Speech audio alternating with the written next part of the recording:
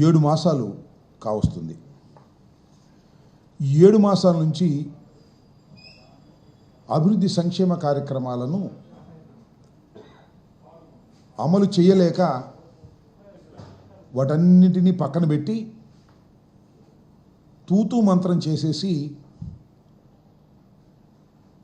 11 సీట్లకు పరిమితమైపోయింది వైఎస్ఆర్ కాంగ్రెస్ పార్టీ.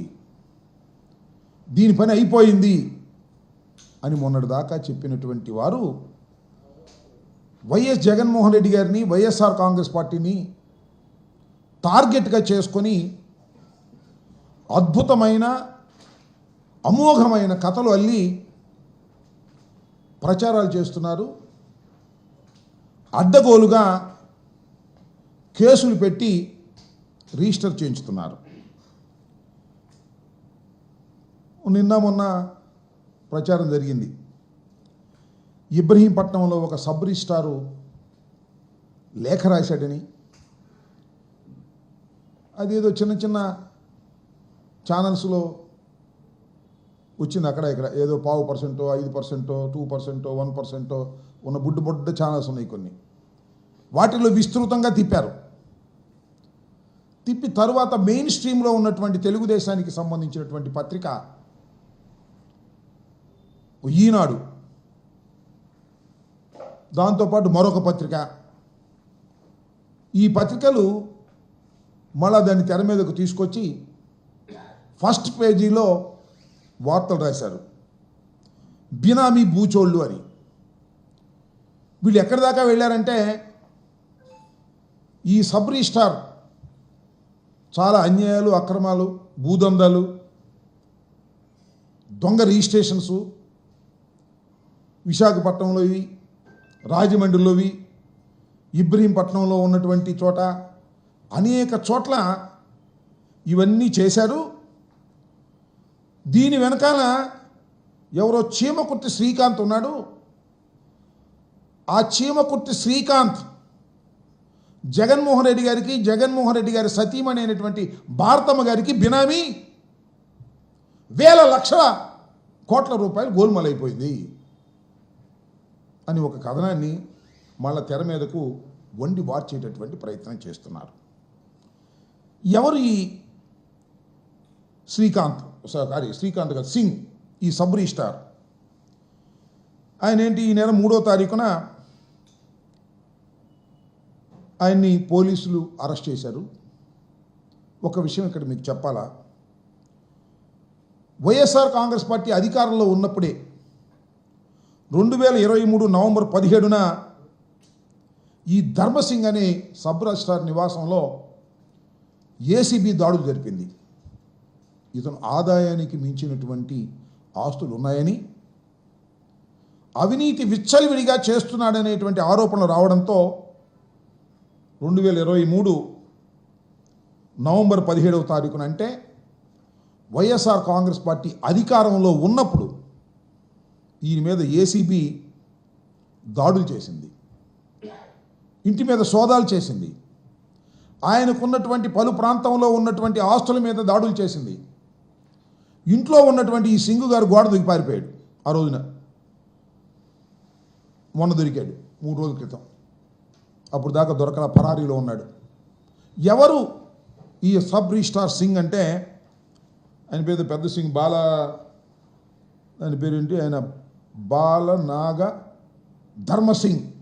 ఈయనేంటి ఆయన కథ అంటే, 2014 నుంచి 2019 వరకు విజయవాడ ప్రాంతంలోనే సబ్ రిజిస్ట్రార్గా ఉన్నారు. చాలా అవినీతి ఆరోపణలు ఆయన మీద వచ్చాయి. వైఎస్ఆర్ కాంగ్రెస్ పార్టీ ఆయన మీద యాక్షన్ తీసుకోవడానికి ప్రయత్నం చేస్తే పారిపోయి మొన్న దొరికాడు 3వ తారీఖున. దొరికిన తర్వాత ఆయన కోర్టులో ప్రొడ్యూస్ చేశారు. ఆయన కోర్టులో ప్రొడ్యూస్ చేసిన తర్వాత ఆయన రిమాండ్కి పంపారు. రిమాండ్లో నుంచి ఒక అద్భుతమైన లెటర్ రాశాడండి. ఎవరికి? చంద్రబాబు నాయుడు గారికి, వాళ్ళ అబ్బాయి లోకేష్ గారికి ఒక లెటర్ రాశాడు. ఏమని? ఇవన్నీ కూడా శ్రీకాంత్ చెప్తే నేను చేశాను, శ్రీకాంత్ దీనిలో బాధ్యుడు. ఎవరు ఈ శ్రీకాంత్ అంటే, మళ్ళా ఎల్లో మీడియా రాస్తూ ఉంది, శ్రీకాంత్ అనే వ్యక్తి జగన్మోహన్ రెడ్డి గారి సతీమణికి సన్నిహితుడు. అంటే చుట్టి మళ్ళా జగన్మోహన్ రెడ్డి గారి సతీమణికి చుట్టేటటువంటి ప్రయత్నం చేస్తున్నారు. ముందేమన్నారంటే ఈ శ్రీకాంత్ అనే వ్యక్తి సజ్జల రామకృష్ణారెడ్డి గారి బినామీ అని ముందు ప్రచారం చేశారు. అరే చాలదులే, ఇంకొద్ది పెంచుదామని చెప్పేసి జగన్మోహన్ రెడ్డి గారి మీద, ఆయన సతీమణి మీద రాయడం కోసం మళ్ళా వండారు. నేను అయ్యా వండేవాళ్ళు కాస్త జాగ్రత్తగా ఉండండి అయ్యా, కాస్త ఎడిటింగు స్క్రిప్టు కరెక్ట్గా రాసుకోండి. ముందే సజ్జల పేరు చెప్పడం, తర్వాత మళ్ళీ జగన్మోహన్ రెడ్డి గారి పేరు చెప్పడం, ముందే జగన్మోహన్ రెడ్డి గారి మీద పేరు చెప్పేటట్టుగా మీరు ఏర్పాటు చేసుకోవాలి. ఆయన ఒక లెటర్ రాశాడు జైల్లోంచి లెటర్ ఎటు వచ్చిందో నాకు అర్థం కాల. Is in remand Khaidi, ACB కస్టడీలో ఉన్నాడు, యాంటీ కరప్షన్ బ్యూరో కస్టడీలో. ఒక అద్భుతమైన లెటర్ రాశాడు. ఆ లెటర్ అంతా కూడా జగన్మోహన్ రెడ్డి గారి మీద, ఆయన సతీమణి గారి మీద, లేకపోతే మన ఈ శ్రీకాంత్ మీద రాసేటటువంటి ప్రయత్నం చేసి దాన్ని గిరగిర దిప్పుతున్నారు మీడియాలో అంతా కూడా. దీనిలో నాకు భలే ఆశ్చర్యం వేసిందబ్బా. ఈనాడు రాశారు, చక్కగా మంచి రైటర్ని బట్టు రాసినటువంటి పాత్ర ఇలాగే. అది ఒకసారి చదివి వినిపిస్తాం మీకు. అదేమిటి అంటే, అతన్ని బెదిరించారంట. ఎవరిని? ఈ సబ్ రిజిస్ట్రార్ సింగ్ గారిని బెదిరించారంట వైసీపీకి సంబంధించినటువంటి నాయకులు, ఈ శ్రీకాంత్ గారు కానీ మరొకరు కానీ. ఏమని బెదిరించారో తెలుసా? Standard dialogue. ఇంతకుముందు చాలా సందర్భాల్లో తెలుగుదేశం నాయకులు లోకేష్ గారు, చంద్రబాబు నాయుడు గారు, తెలుగుదేశం ప్రముఖులు వాడినటువంటి డైలాగులు. కరోనా సమయంలో మాస్కులు అడిగిన డాక్టర్ సుధాకర్కు ఎలాంటి గతి పట్టిందో మీకు అదే గతి పడుతుందంటూ బెదిరించి ఆస్తులను రిజిస్ట్రేషన్ చేయించుకున్నారని సీఎం చంద్రబాబు గారికి రాసిన లేఖలో ఈ ఎల్బిఎల్డి సింగ్ పేర్కొన్నాడు.